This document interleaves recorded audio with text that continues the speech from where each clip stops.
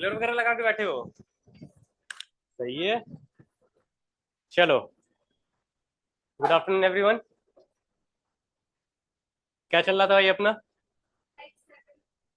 Type 7 mathematical operation तो complete हो गया था ना? वो कंप्लीट हो गया था। ठीक है, चलो फिर नेक्स्ट टॉपिक डाले जरा।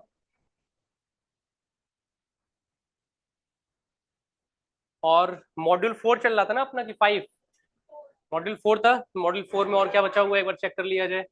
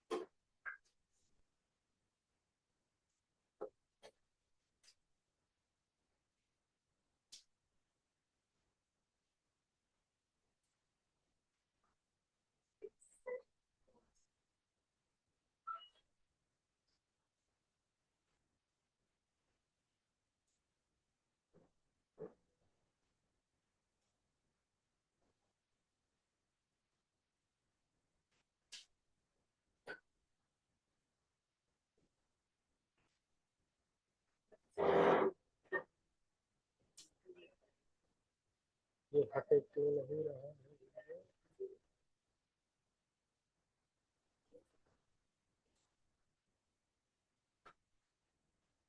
चलिए, तो आपका कोडेड इन इक्वलिटी कराया है कि नहीं अभी?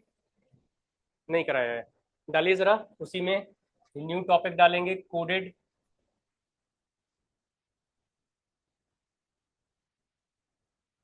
इन इक्वलिटी। ठीक है। हाँ जी, उसमें 7 है। उससे ज्यादा बाहर आपके एग्जामिनेशन में नहीं पूछता है। ठीक है। आइए जरा, अब यहाँ पे ध्यान रखिएगा कि ये जो आप कोडेड इन इक्वलिटी देख रहे हो, इसमें बेसिकली आपके दो टाइप के जो क्वेश्चंस हैं वो क्या होते हैं, पूछे जाते हैं। पहला क्या होता है हमारे पास में, एक टाइप होता है हमारे पास में रेगुलर सीरीज,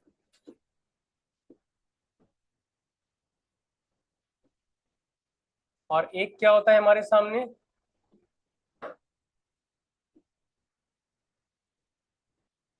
इरेगुलर सीरीज।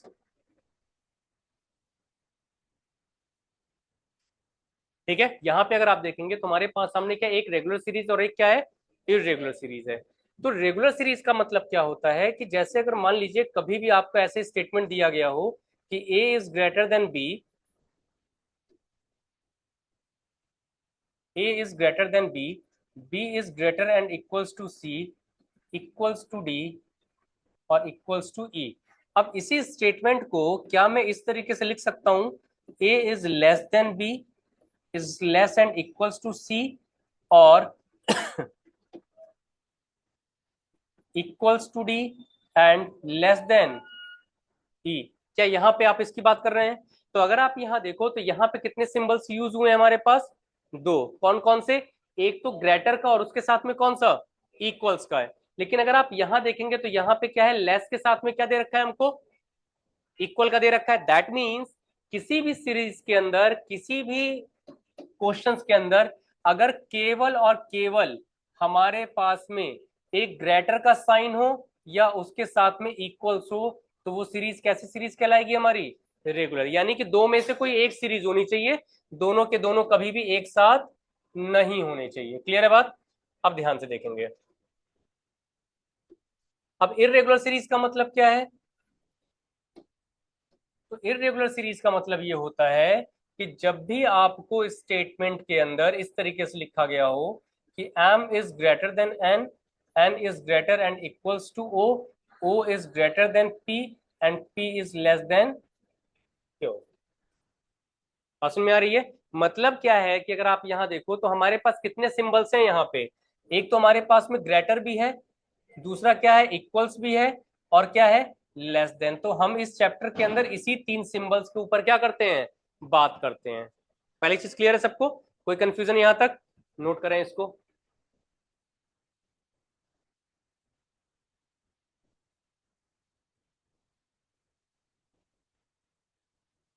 देखो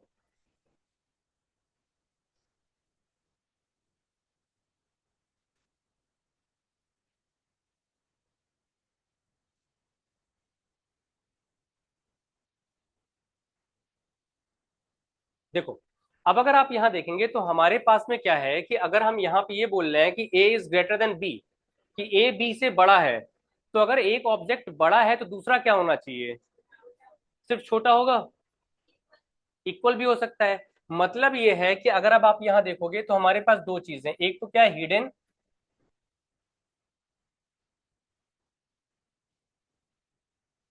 हिडन पार्ट, और दूसरा क्या होता है,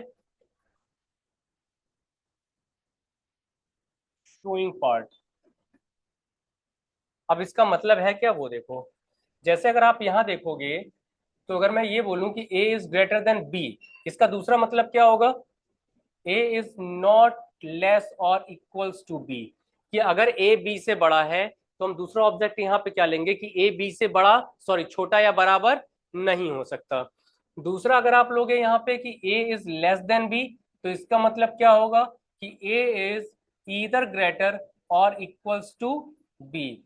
फिर अगर आप यहाँ लो कि ए इक्वल्स टू बी, तो इसका मतलब क्या होगा, A is neither greater nor equals to B. और अगर हम यहाँ पे लें कि a is greater and equals to b, तो इसका मतलब क्या होगा, a is not less than b। Last में अगर आप देखोगे तो a is less and equals to b, इसका मतलब क्या हो रहा है, a is greater than b। तो टोटल बन कितने रहे हैं हमारे पास रिलेशन यहाँ पे, पांच बन रहे हैं ना। तो ये वाइस वर्सा चलता है, मतलब अगर ये स्टेटमेंट मिल गया तो उसका हिडन पार्ट ये, और अगर ये शोइंग में है तो उसका हिडन पार्ट ये। क्लियर है बात यहाँ तक, नोट करिए। अच्छा एक और लिख लो भाई यहाँ पे, बट ठीक है वाइस वर्सा है, लिखने की रिक्वायरमेंट नहीं है, नोट कर लो।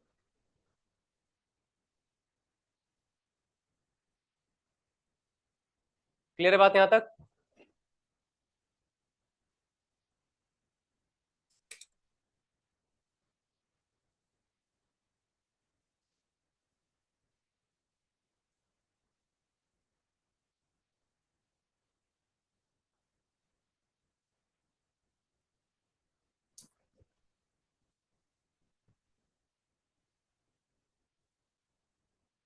आगे बढ़ा जाए।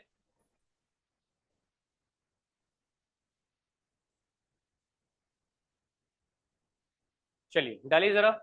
अब यहाँ से टाइप वन ये डालिएगा,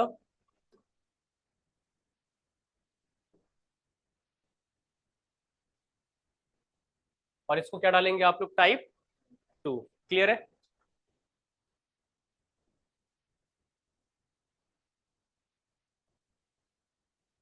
ठीक है।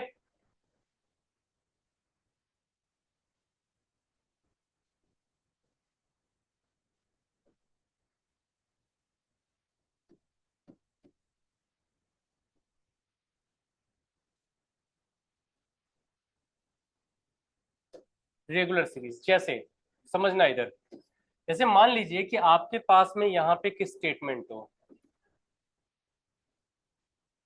तो इसमें डालेंगे आप लोग 100% रिलेशन। 100% रिलेशन का मतलब क्या है, देखो, जैसे एक स्टेटमेंट आपके पास लिखी गई हो कि 25 is greater and equals to 15, 15 is greater than 16, 16 is greater than 98, equals to 14 and equals to 29। यहाँ पे अगर आप देखेंगे तो क्या हमारे पास यहाँ पे कुछ भी ऐसा है क्या जो 100% का रिजल्ट देता हो, या फिर रुक जाओ अभी, एक यहाँ से एक इसको रिमूव करो तो पहले। अब देखो, अब अगर आप यहाँ देखो तो ये अपने आप में जो सिंबल्स है वो कैसे नजर आ रहे हैं, एक ही सिंबल है या दो सिंबल भी हैं, दो है भी। तो यहाँ पे जैसे 98 और 14 के बीच में देखो तो इक्वल का रिलेशन है ना, वो अपने आप में इक्वल का रिलेशन है क्या, 100% का। और यहाँ पे क्या है कि 25 इज ग्रेटर देन 15, ये भी अपने आप में क्या है, 100% का रिलेशन है। तो अगर मान लीजिए कि अब आपको यहाँ पे कंक्लूजन अगर दिया जाए,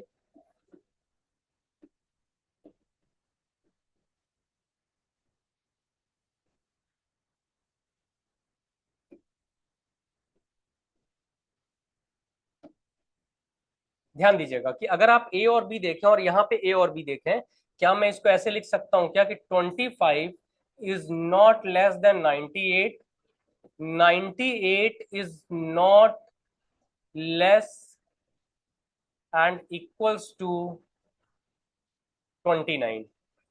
फिर लिखिएगा 15 is not less and equals to 98, 29 is not less greater and equals to 16।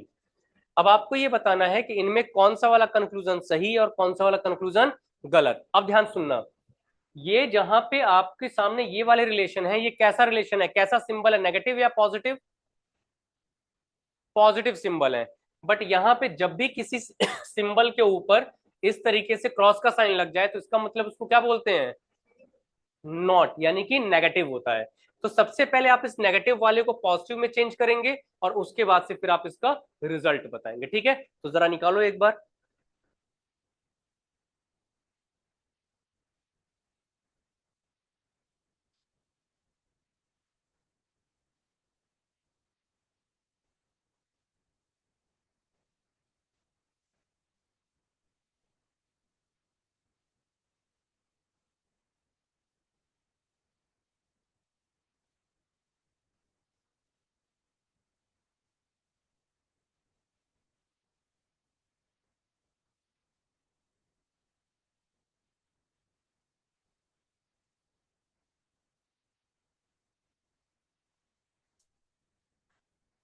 हो गया?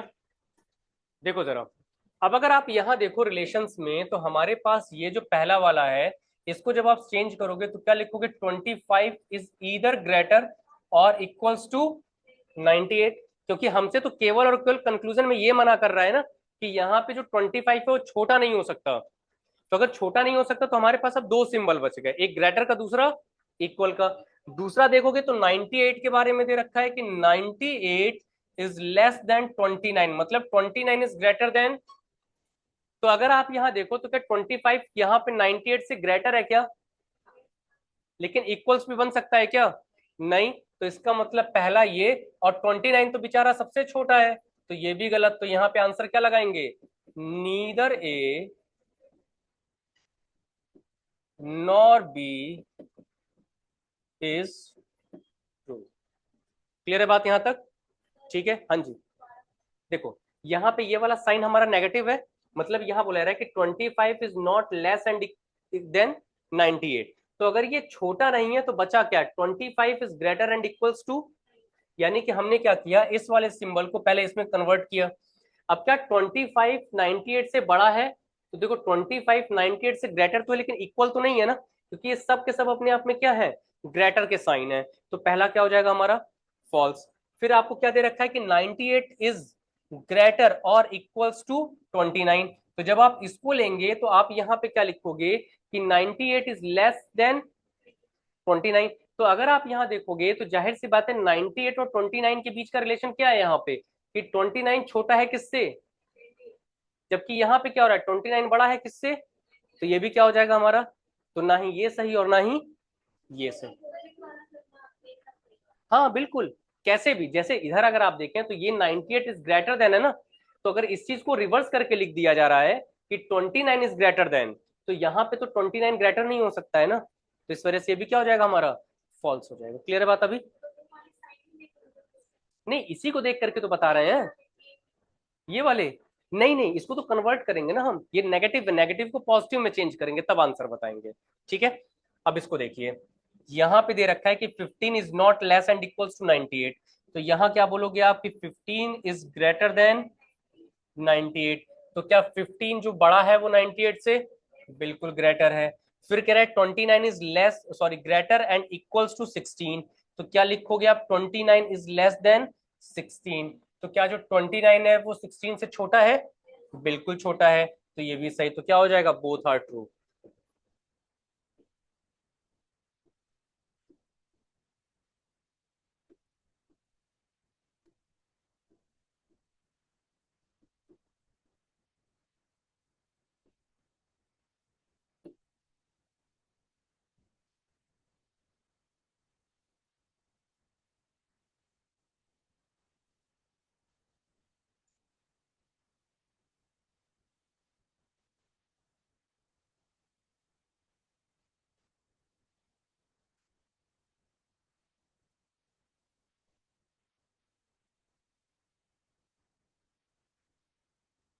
क्लियर है बात यहां तक?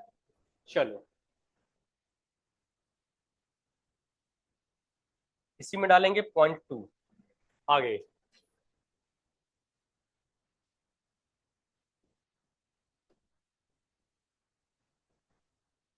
हाँ जी। अच्छा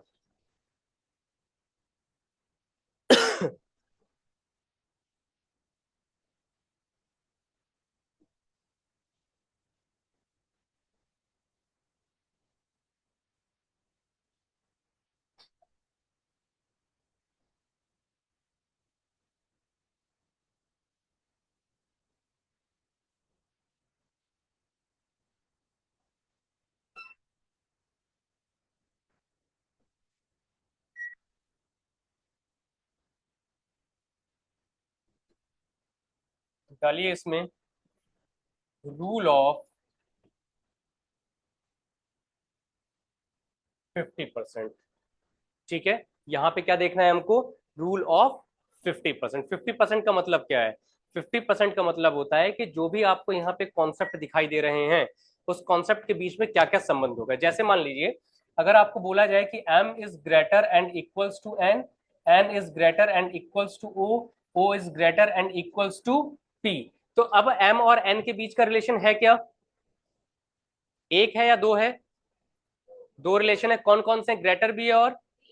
तो अब अगर मैं अब आपसे ये पूछूं कि ये बताइए कि m is greater than n is greater then o is greater than p, और मैं आपको यहां पे कंक्लूजन दे दूं फर्स्ट कि m is greater than p और m इज इक्वल्स टू, इन दोनों में से कौन सा वाला सही होगा? तो अगला अगर आप देखोगे तो यही तो बनेगा ना कि m is greater than n is greater then o is greater than p। इनमें से कौन सा वाला सही बनेगा वहां पे? ए सही है, तो दूसरे वाले से क्या नाराजगी है? वो भी सही होना चाहिए। अच्छा सेम लिख दिए, कोई नहीं, इसको इक्वल लगा देते हैं हम लोग यहाँ पे। दोनों क्या हो जाएंगे? सही। क्या 100% सही है दोनों?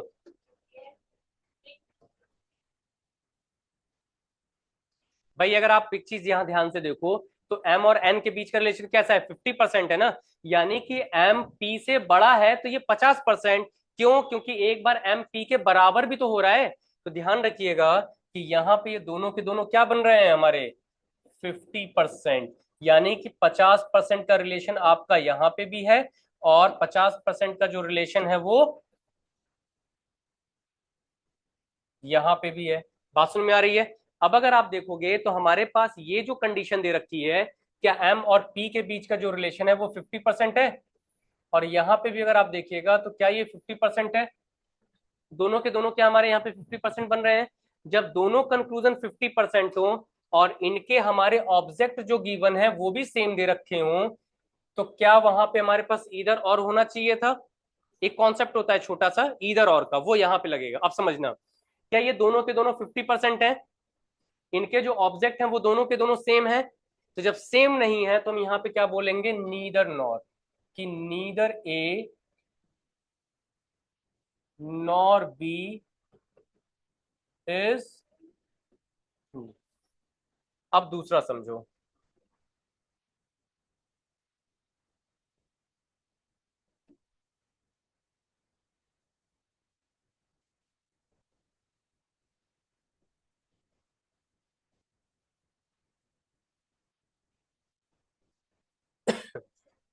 अब एक कंडीशन लिखवाऊंगा, टेंशन नहीं लेंगे। जैसे अब यहां देखना, सेकंड वाले में देखो तो दोनों का रिलेशन कैसा है? एन का पी के साथ रिलेशन इक्वल्स को, पहले वाली में बात कर रहा हूं इस पे। तो भाई ये तो 50% होगा ना। एन और पी के बीच का जो रिलेशन बनेगा वो कैसा बनेगा? और फिर अगर मैं पी और एन के बीच की बात करूं तो यहाँ पे क्या होगा? अब अगर आप देखिए दोनों के दोनों ऑब्जेक्ट सेम है, मतलब कि यहाँ पे एन और पी के बारे में बात करी जा रही है और यहाँ पे भी एन और पी के बारे में, और दोनों के दोनों क्या है? 50%। तो जब दोनों ऑब्जेक्ट सेम हो जाए और 50% बने तो उस केस में वहां बोला जाता है ईदर ए और बी इज ट्रू। बात सुन में आ रही है या ऊपर से गया? ऊपर से गया, वेरी गुड।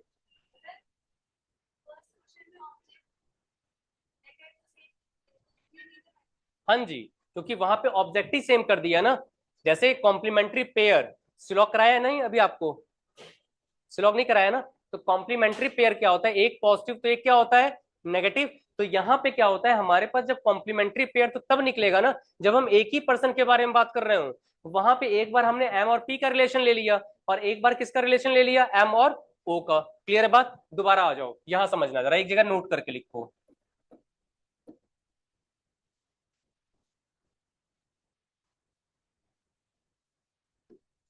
जब हमारे पास में दोनों के दोनों ऑब्जेक्ट हमारे क्या हों, 50%, क्या होने चाहिए, 50%, और इनके जो ऑब्जेक्ट हों वो क्या बनने चाहिए, सेम। ऑब्जेक्ट क्या होने चाहिए हमारे यहाँ पे, सेम होने चाहिए। तो उस केस में हम यहाँ पे इन दोनों को क्या बोलते हैं, ईदर और।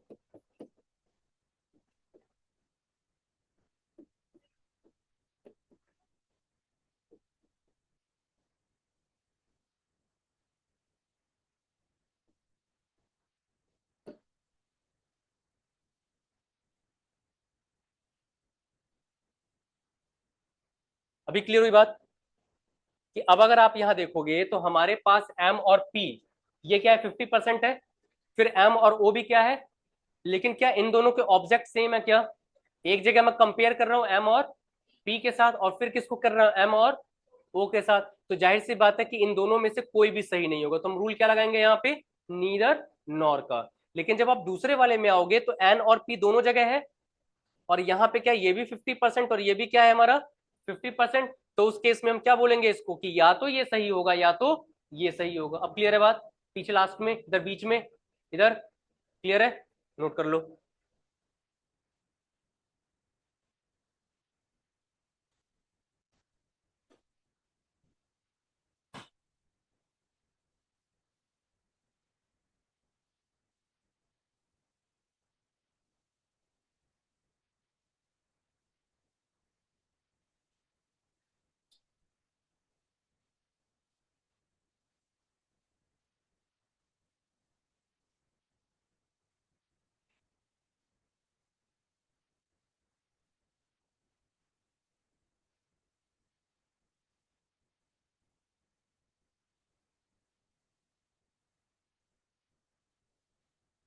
नोट कर लिया? आगे बढ़ा जाए। अब देखिए इधर, अब इसी क्वेश्चंस के अंदर जैसे मान लीजिए कि अभी आपको यहाँ पे क्या क्या नजर आया कि हमारे पास अगर 50% का रिलेशन है, तो हम यहाँ पे डायरेक्टली क्या कर रहे थे, आंसर कर रहे थे और निकाल दे रहे थे। बट अगर एक रिलेशन हमारे पास 100% का दे दे और एक 50% का, तो क्या होगा? तो लिखिएगा जरा पॉइंट थर्ड,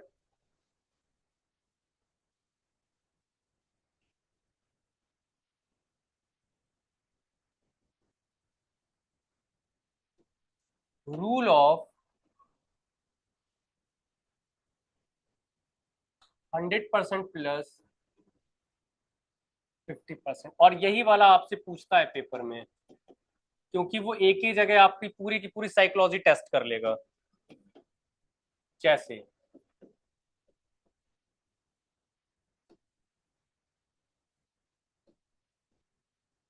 देखिए, जैसे R is greater than S, T, U, V। अब यहाँ पे देखना जरा, यहाँ पे जो इक्वेशन आपको दिखाई दे रहा है इसके अंदर कितने सिंबल हैं, दो हैं, एक ग्रेटर का है और एक इक्वल का है। यहाँ पे अगर आप एस और टी के बीच में रिलेशन देखो, ये अपने आप में कैसा रिलेशन है, 100% है ना भाई, इक्वल है तो एक ही सिंबल तो है। आप आर और एस के बीच में देखेंगे तो ये भी क्या है आपके पास में, 100% है। आप यू और बी के बीच में देखेंगे तो कैसा है, 100% है या 50-50 है, 50-50 है। अब ध्यान समझिएगा, जैसे अगर मैं इसी इक्वेशन को इस तरीके से लिखना चाहूं कि R is greater than S, equals to S is greater and equals to U is greater and equals to V, तो क्या इन दोनों में कोई अंतर है क्या? जैसे मान लो मैं यहाँ खड़ा होकर तुमको रीजनिंग पढ़ा रहा हूँ, क्या अंतर है बताएं? Very good. तो ये इक्वल भी तो है।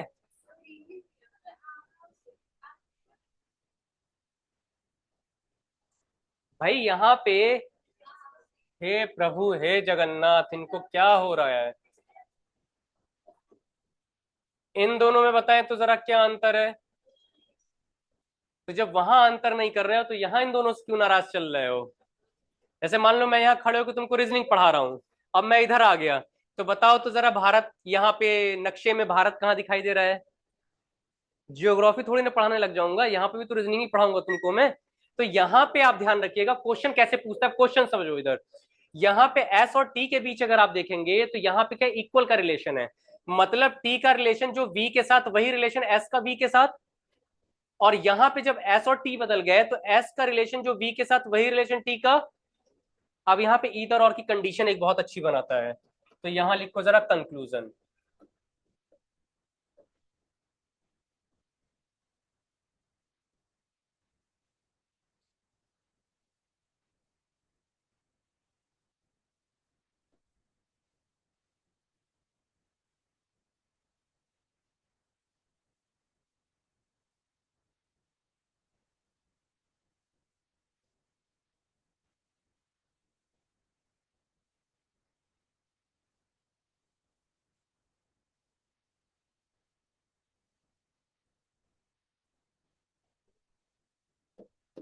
बताओ जरा कौन सा सही कौन सा गलत, सारे सही या सारे गलत?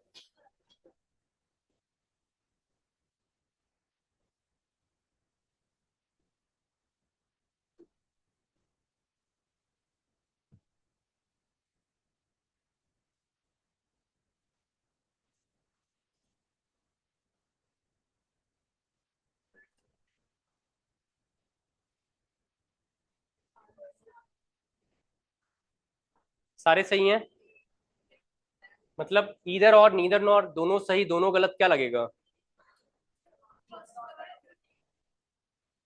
ये भी तो 50-50 है।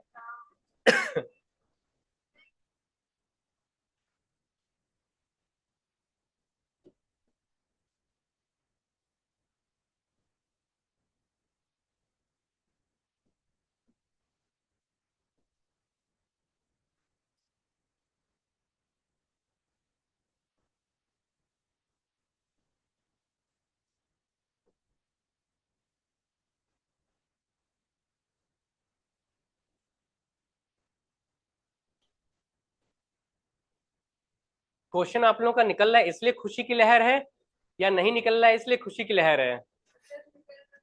इसलिए खुशी की लहर है।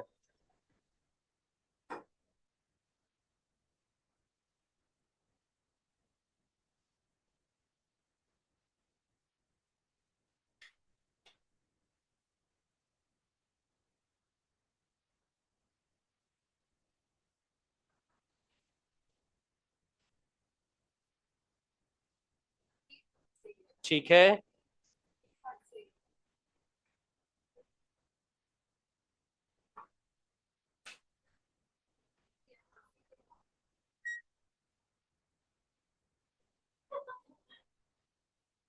चलो अब देखो इधर जरा क्वेश्चंस में। जैसे पहले वाले को अगर आप देखेंगे तो यहाँ पे जो भी रिजल्ट आपके सामने बन रहा है उसमें एस और यू का क्या दे रखा है, इक्वल है। तो क्या हमारे पास में एस और यू जो है ये दोनों के दोनों इक्वल बनेंगे? बट कितना बनेगा? फिर टी और यू के बीच का भी अगर आप देखिएगा तो ये भी क्या बनेगा? 50%। क्लियर है बात? दोनों ऑब्जेक्ट हमारे 50% बन रहे हैं। क्या यहाँ पे हम एस और यू का, मतलब एस और टी की जगह पे कोई भी अगर आपस में इंटरचेंज कर दे उससे कोई दिक्कत? भाई अगर मैं अपने आप में देखूं तो एस बराबर टी है ना, तो मैं ये भी तो रख समझ सकता हूँ कि एस की वैल्यू यू के बराबर तो वही वैल्यू टी के बराबर भी। और अगर यहाँ पे टी है तो मैं इसको एस भी एज्यूम कर सकता हूँ, मतलब कि यहाँ पे अगर ये दोनों आपस में इंटरचेंज हो रहे हैं तो भी यहाँ पे क्या बनेगा? ईदर ए और बी इज ट्रू। पहले क्लियर है? ठीक है। अब अगला वाला क्या दे रहा है? ये आपस में है ना, ये चूंकि दोनों के दोनों ऑब्जेक्ट इक्वल है तो उससे कोई फर्क नहीं पड़ता है। ठीक है। इसमें क्या होगा, टी का वी के साथ दे रहा है, टी का रिलेशन वी के साथ तो ग्रेटर है, तो बिल्कुल सही है 50%। फिर टी का रिलेशन यहाँ पे यू के साथ है, तो ये भी क्या हो जाएगा 50%। ये दोनों सेम ही तो है ना। तो क्या लग जाएगा यहाँ पे, neither A neither be is true.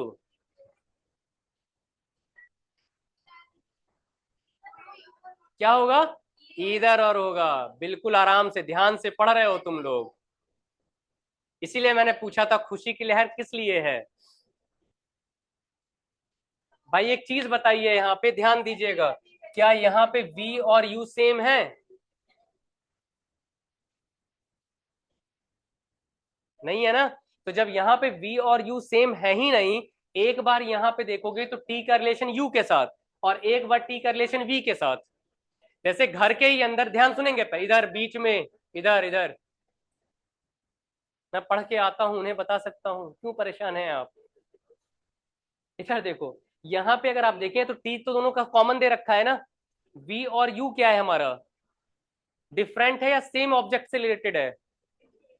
Different है भाई। एक बार अगर आप देखें तो टी का वी के साथ रिलेशन है, फिर टी का, दोनों डिफरेंट ऑब्जेक्ट है। जैसे घर के अंदर तुम दो बार पिटो, एक बार सुबह एक बार शाम, एक बार मम्मी से एक बार पापा से, दोनों सेम बात है क्या?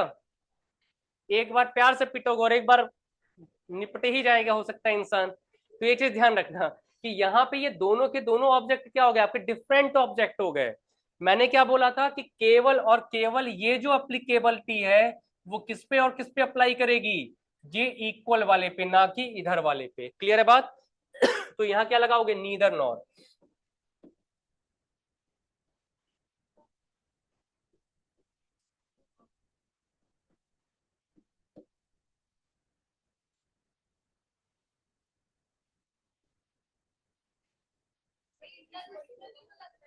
किसमें, फर्स्ट वाले में, वेरी गुड। अब आप इधर आइए थोड़ा सा, यहाँ पे अगर आप देखें तो हम कंपेयर किससे कर रहे थे, यू से कंपेयर कर रहे थे।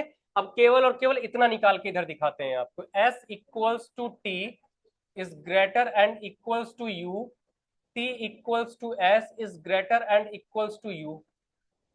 यहाँ पे s का रिलेशन u के साथ क्या बन रहा है, पढ़े जरा आप, बड़ा और ग्रेटर एंड इक्वल, बड़ा और बराबर। अब यहाँ पे t का u के साथ रिलेशन पढ़े, बड़ा और बराबर। मतलब ये है कि अगर मैं u को s के साथ रखूं तो भी कोई इंपैक्ट नहीं पड़ रहा है, और अगर मैं यहाँ पे भी u को t के साथ रखूं तो भी कोई इंपैक्ट नहीं पड़ रहा। तो यहाँ पे s और t की वैल्यू हो कैसी गई, सेम वैल्यू हो गई। इस वजह से यहाँ पे ये इधर और है। लेकिन जब आप यहाँ आओगे तो v अलग है और u इस वजह से इन दोनों को ऑब्जेक्ट डिफरेंट होगा। क्लियर है बात? अब इसका आंसर बताइए। गलत है, देखते हैं जरा। यहां पे जब आप इसको चेंज करोगे तो यही तो लिखेंगे कि s is greater then v। तो जरा देखो s का v के साथ रिलेशन कैसा है, और जब आप यहां लिखोगे तो क्या यहाँ पे s इक्वल्स टू v होगा? तो ये भी दोनों के दोनों 50% बने। और जब दोनों 50 बन गए और यहाँ पे s और v का ही रिलेशन है, तो ये तो 100% इधर और है। गलत कहां से बन रहा है आप लोगों का?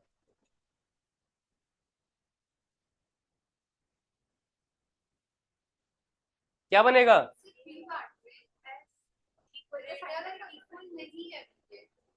ये दिया है क्या कि s is not less and equals to v। जब आप इसको चेंज करोगे तो ये कन्वर्ट होकर किस में जाएगा कि s is greater then v। यहां क्रॉस चेक करो, s is greater then v बनेगा तो, लेकिन 50%। फिर क्या दे रखा है, s is not greater nor less than v। हाँ जी। तो क्या बनेगा कि s इक्वल्स टू v। तो s इक्वल्स टू v कितना होगा, 50%। तो यहाँ पे क्या बन जाएगा,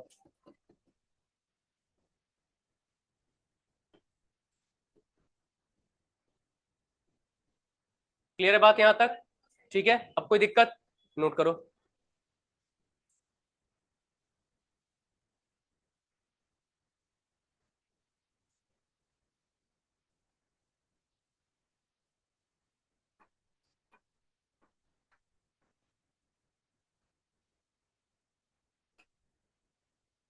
क्लियर है बात यहां तक? चलो डालिए जरा टाइप 2।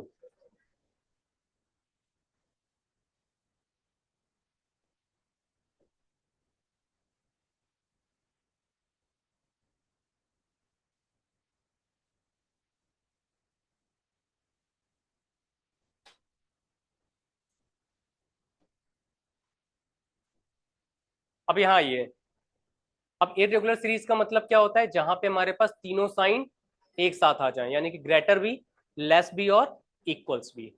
तो यहां पे एक पहली चीज समझते हैं जरा हम लोग।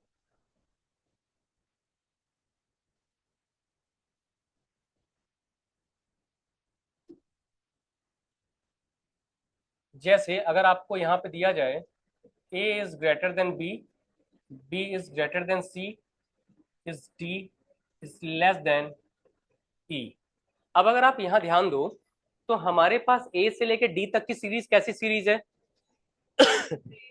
ग्रेटर तो है, लेकिन सीरीज मैं पूछ रहा हूँ सीरीज कैसी बन रही है? रेगुलर सीरीज बन रही है। मतलब ये है कि अगर आप इसके अंदर ध्यान से देखो तो ये ए से लेकर के और ये जो डी वाला पोर्शन है यहाँ क्या बन रहा है?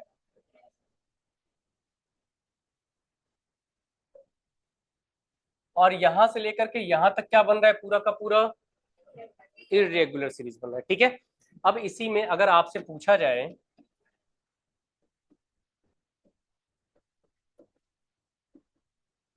Relation between A to E and E to ए,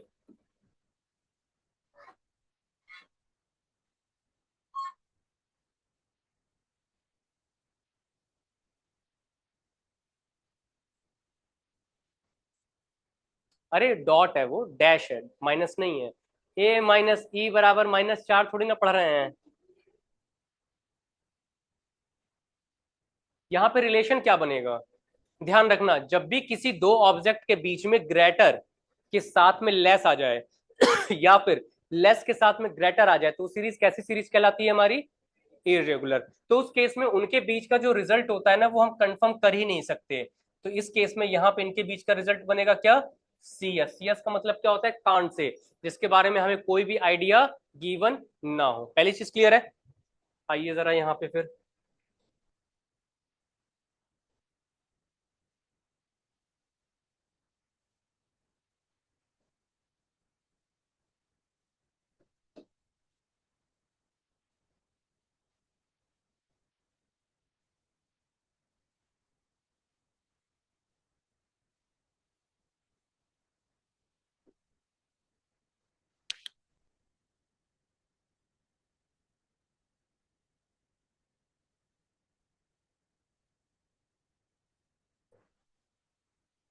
यहाँ देखो, यहाँ पे अगर आप रिलेशन देखोगे तो हमारे पास कितने सिंबल दिए गए हैं? एक दो तीन, या कितने हैं? दो है ना, या तीन है? तीन है। भाई हमारे पास ग्रेटर भी है, लेस भी, और उसके साथ में क्या दे रखा है? इक्वल दे रखा है। अब ध्यान देना, जैसे अगर मैं आपको इसी पे कंक्लूजन दे दूं,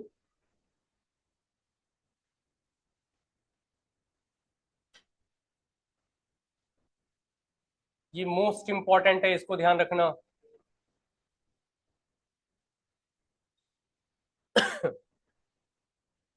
m is greater than r, m is less and equals to r, इनके बीच का रिलेशन क्या होगा? पहले एक आराम से समझाऊंगा, फिर आगे देखेंगे।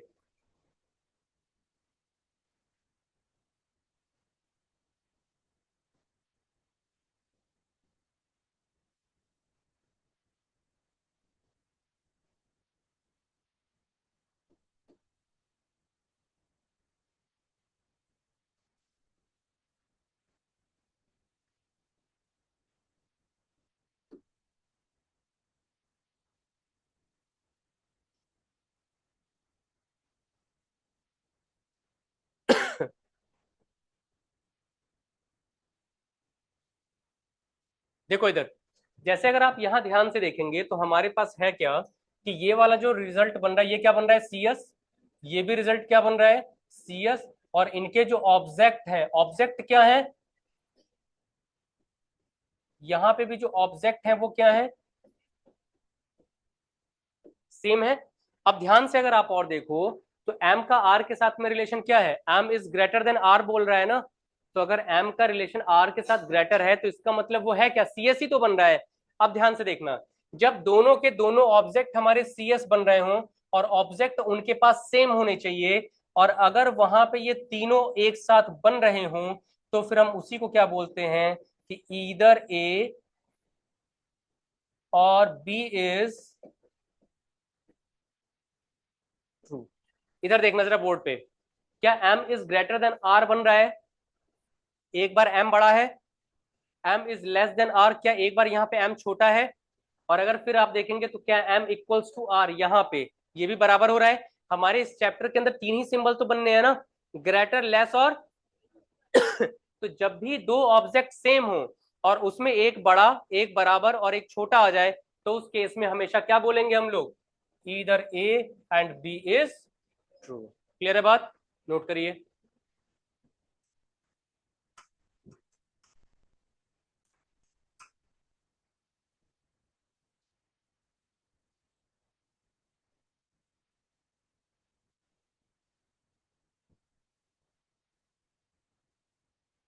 हो गया?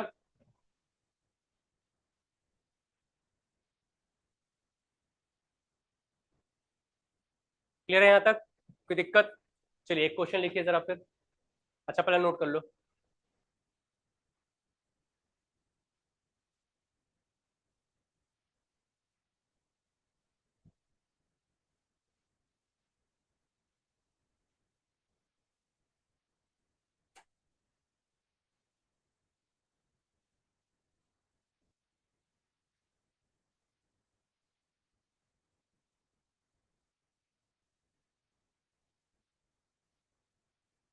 हो गया यहाँ तक? चलो जरा एक स्टेटमेंट लिखेंगे।